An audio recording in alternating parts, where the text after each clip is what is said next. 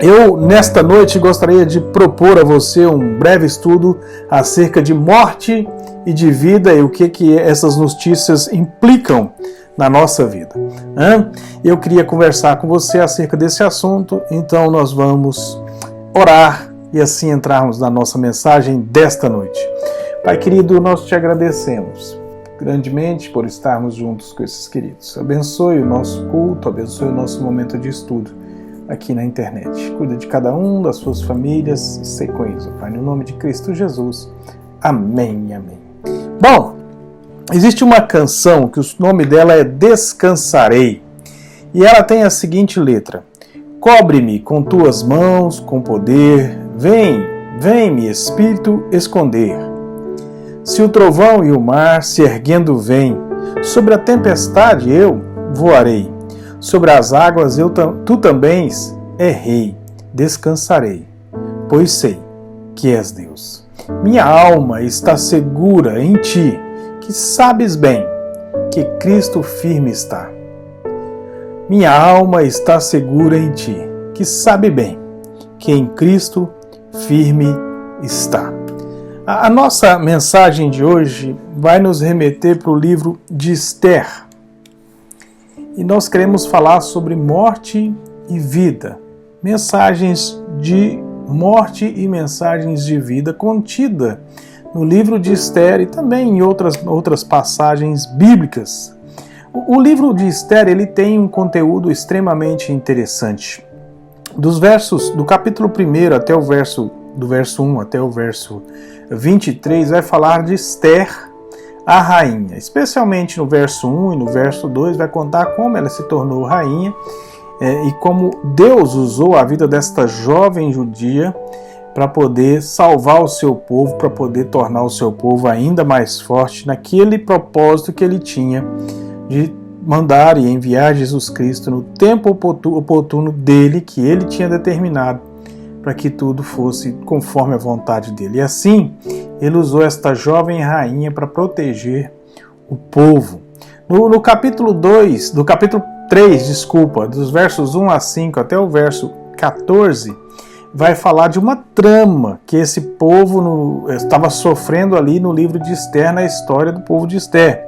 Amã planejava a morte dos judeus e ele vai fazendo ali, usando de estratagemas para poder conseguir tudo o que ele queria, porque ele estava com raiva do povo judeu. No capítulo 6, dos versos 1 até o 7, depois no verso 10, você vai ver que Amã é denunciado e também morto por tudo aquilo que ele fez, na forca que ele construiu para enforcar judeus, ele foi enforcado. No capítulo 8, versos 1 a 9, também no verso 19, os judeus acabam com os seus inimigos ali que estavam naquele país. A festa também é instituída, chamada Festa de Purim, que uma vez por ano o povo judeu se reúne, está lá no capítulo 9, versos 20, capítulo 10, verso 3. Este seria o conteúdo total do livro de Esther. Mas é muito curioso nós pensarmos em conversar sobre morte e sobre vida. Qual é o impacto de uma mensagem sobre morte? Qual é o impacto de uma mensagem sobre vida? O que você pensa quando alguém chega para você e diz a respeito da morte? Principalmente se a morte se aproxima. O que você faz? O que o teu coração reflete neste momento? É interessante que no livro de Esther, no capítulo 3, verso 13, diz assim: enviaram-se cartas por intermédio dos correios a todas as províncias do rei, para que as destruíssem, matassem e aniquilassem de vez a todos os judeus, moços e velhos, crianças e mulheres, em um só dia, no dia 13 do 12º mês, que é o mês de Adar, e que lhes saqueassem os bens. Esta era uma ordem que o rei Assuero tinha dado por causa da influência de Amã e o desejo de Amã de exterminar o povo judeu. Lembra que Esther também era do povo judeu, fazia parte daquele grupo, então Esther estava incluída neste grande dia. O que o seu coração diria a você se você, meu querido, neste dia estivesse lá e recebesse essa informação? Olha, vocês vão viver até o dia 13. Dia 13. Tem uma data final para vocês. Vamos pensar aqui o seguinte.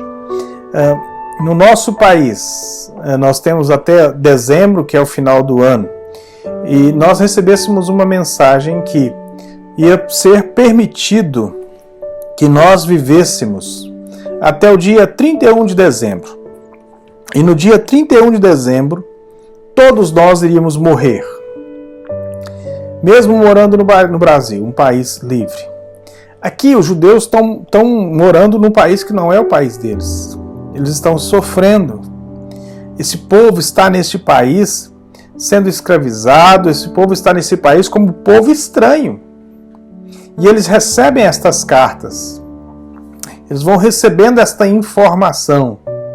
Todas as províncias do rei, todas, receberam a informação. Destruem, matem, aniquilem de uma vez por todos os judeus, moços, velhos, crianças, mulheres, em um só dia. No dia 13, você não vai responder juridicamente por nada, nada vai te ocorrer. Você tem passe livre para matar e, além de matar, ficar com os bens daqueles que estavam sendo mortos.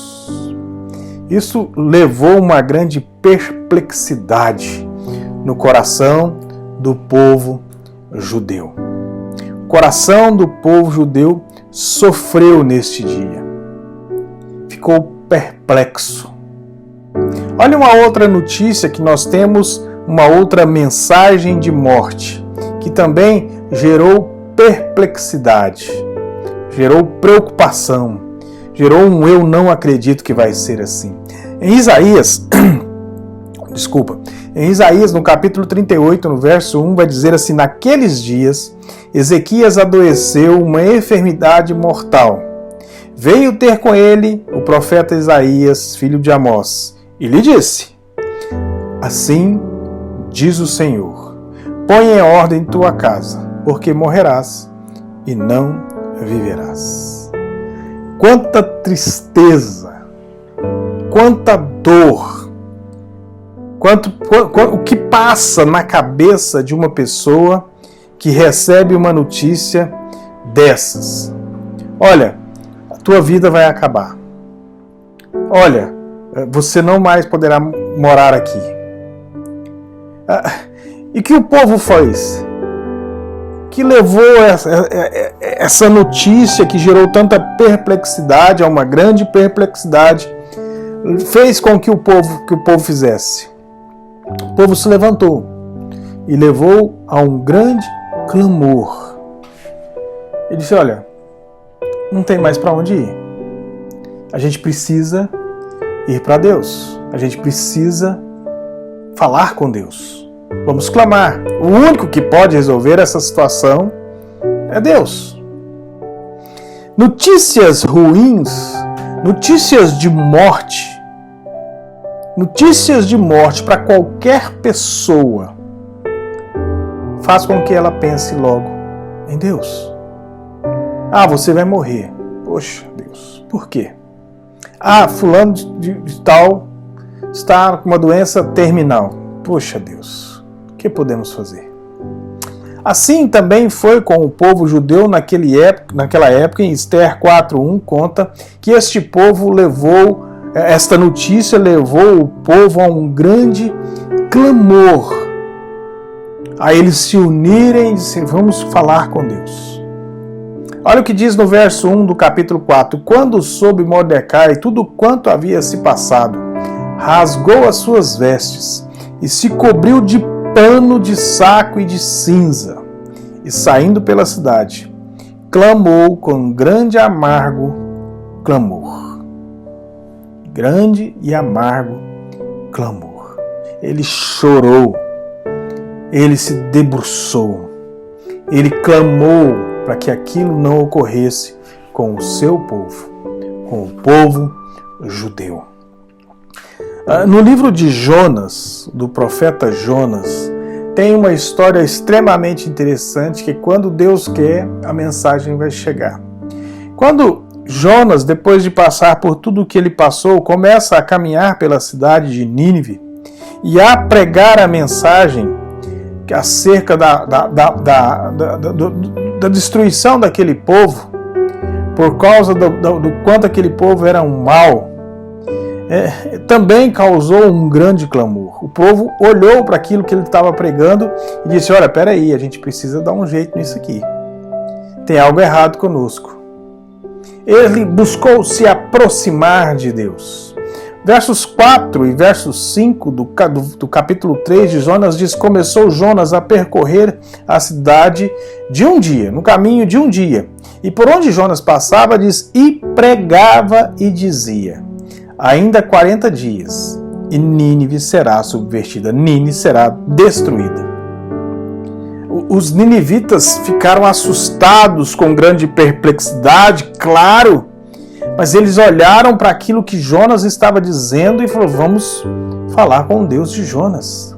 Aí diz no verso 5, os ninivitas creram em Deus, creram na pregação e proclamaram um jejum e vestiram-se de panos de saco, desde o maior até o menor. Mensagem de morte nos leva à perplexidade. Mensagem de que tudo está acabando nos leva à perplexidade. Mas também provoca no nosso coração uma necessidade de clamar ao Deus vivo. Mas além de estar perplexo com a situação, além de estar com grande clamor, também houve um profundo arrependimento nessas mensagens de mortes proferidas na Bíblia. A gente, quando vai fazer algum sermão em que ali é um culto fúnebre, a gente sabe que o povo ali está mais suscetível à mensagem. O povo está com o coração mais machucado, mais ferido, e eles prestam mais atenção. Porque eles estão de cara com a morte. Ali está escancarada o fim do ser humano. Ali está escancarado o nosso destino. Ali nós nos lembramos de Deus. E ali muitas vezes muitos se arrependem do caminho que estão seguindo. Esther capítulo 4, verso 3, acerca do povo judeu, diz: em todas as províncias onde chegava a palavra do rei e a sua lei, havia entre os judeus grande luto, com jejum e choro e lamentação, e muitos se deitavam em pano de saco e em cinza. Havia arrependimento. Eles estavam arrependidos dos caminhos que eles estavam seguindo. Eles estavam arrependidos da vida que eles estavam levando. Eles se arrependeram. Eles choraram diante de Deus. Eles jejuaram para Deus, diante de Deus. Eles lamentaram a sua situação. E muitos, em sinal de humilhação, deitavam em pano de saco e em cinza. 2 Reis 19:1 diz que, tendo o rei Ezequias ouvido isto, rasgou as suas vestes, cobriu-se de pano de saco e entrou na casa do Senhor. Houve arrependimento. Houve perplexidade com a mensagem de morte. Houve clamor com a mensagem de morte. Houve arrependimento com a mensagem de morte. Houve também muito jejum e choro, local onde as pessoas estão mortas. Jejum e choro, um debruçar para Deus. 4:3, em todas as províncias onde chegava a palavra do rei e a sua lei, havia entre os judeus grande luto, com jejum e choro e lamentação. e muitos se deitavam em pano de saco e em cinza. Há choro, há arrependimento, há jejum, há clamor e há perplexidade diante da morte. Em Atos 2, no capítulo 37 e 38, diz assim: ouvindo eles estas coisas, compungiu-se o coração, e perguntaram a Pedro e aos demais: que faremos, irmãos? Pedro os orienta. Respondeu-lhes Pedro: arrependei-vos, e cada um de vós seja batizado em nome de Jesus Cristo, para a remissão dos vossos pecados, e recebereis o dom do Espírito Santo. Há choro, há jejum, há arrependimento, há clamor, há perplexidade. A mensagem de morte mexe com o nosso coração. Muitas vezes as tristes notícias que nos chegam mexem com o nosso coração, a ponto de chorarmos, de jejuarmos, de entregarmos ao Senhor com grande clamor. Por quê? Porque estamos perplexos. A morte se aproxima. Por vezes o corpo está estendido ali, gelado, sem vida. Para ele não há mais solução. E para você? Se alguém chegasse para você hoje e dissesse assim: olha, a tua vida vai acabar. Você tem uma semana de vida. Coloca as tuas coisas em ordem. O que você faria diante da morte iminente batendo na sua casa? Qual era a sua atitude? Como você viveria? Tem um pastor que diz certa vez que nós devemos viver como se fôssemos morrer amanhã. Esse deve ser o grau de que nós estarmos atentos à nossa vida, ao nosso relacionamento com Deus, ao nosso compromisso com o reino de Deus. Amanhã é meu último dia. Amanhã meus olhos se fecham e eu vou para os céus. Mas esse mesmo pastor dizia que também nós devemos estar preparados para morrer daqui a 150 anos, tomando cuidado com a nossa vida aqui, para que possamos fazer o nosso melhor para nós, nosso melhor, sobretudo, para o Senhor. A mensagem de morte, ao contrário de ser uma mensagem ruim por si só, é uma mensagem que nos leva à reflexão da nossa vida, nos leva a repensar o que nós fazemos. Se você tem se deparado com a morte próximo da sua casa, próximo do seu lar ou mesmo na sua família, lembre-se, amanhã pode ser você, meu querido. Ainda há tempo, ainda é possível, ainda tem como. Lembre-se do que Jesus Cristo fez na cruz. Mas é interessante que a mensagem de Jesus Cristo na cruz é a mensagem da vida. Essa mensagem ela é dirigida a todas as pessoas da terra. Todo ser humano tem a oportunidade de olhar para a cruz de Cristo, se render a Jesus Cristo e alcançar a vida eterna. A mensagem de vida, em geral, ela é dirigida a todos. E essa mensagem de vida de Cristo Jesus, ela foi dirigida a todos nós que estamos aqui conectados na internet. Somos alvos do amor de Deus e da graça derramada em Cristo Jesus na cruz. A mensagem lá no livro de Esther, quando chega a mensagem para eles também de vida, é dirigida a todos. Olha em Esther capítulo 8, verso 11, que diz: nelas o rei concedia aos judeus de cada cidade que se reunissem e se dispusessem para defender a sua vida, para destruir, matar e aniquilar de vez toda e qualquer força armada do povo da província que viesse contra eles, crianças e mulheres, e que saqueassem seus bens. Deus agiu para proteger o seu povo, proteger o povo de Israel. diante daquela mensagem de morte, Deus prontamente age e transfere àquele povo uma mensagem de vida dirigida a todos nós.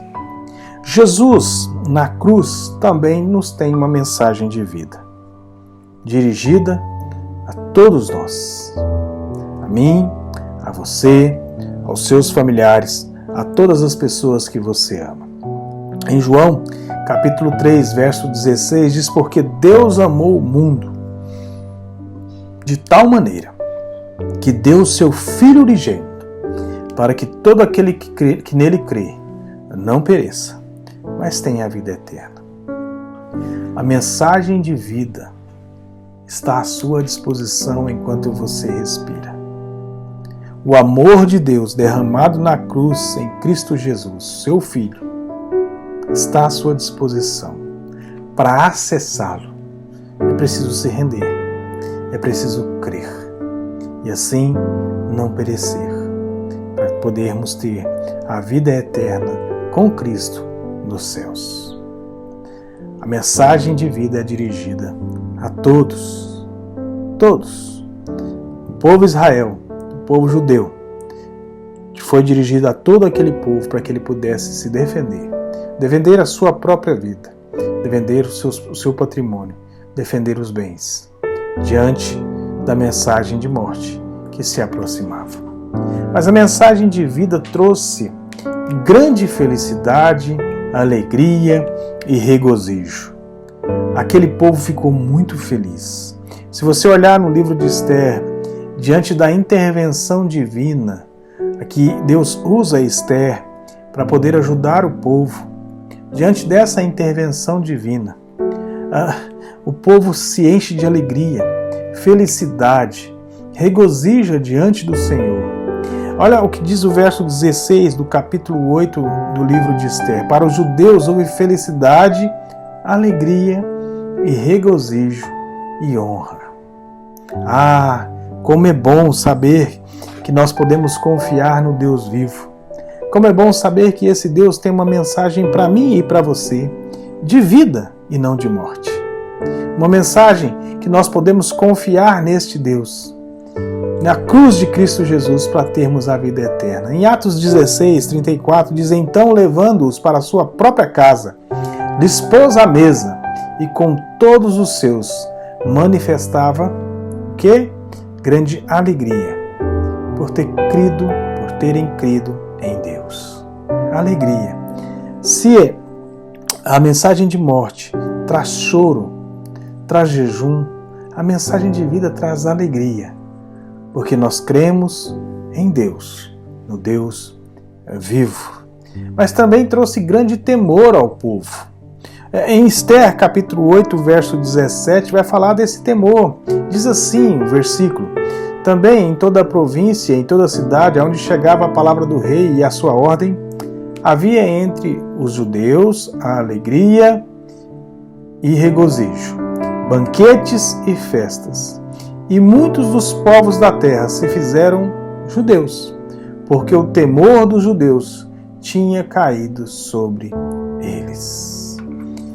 O povo também teve grande temor diante de tão maravilhosa providência de Deus. E isto resultou numa grande festa, promovida pelo Deus vivo.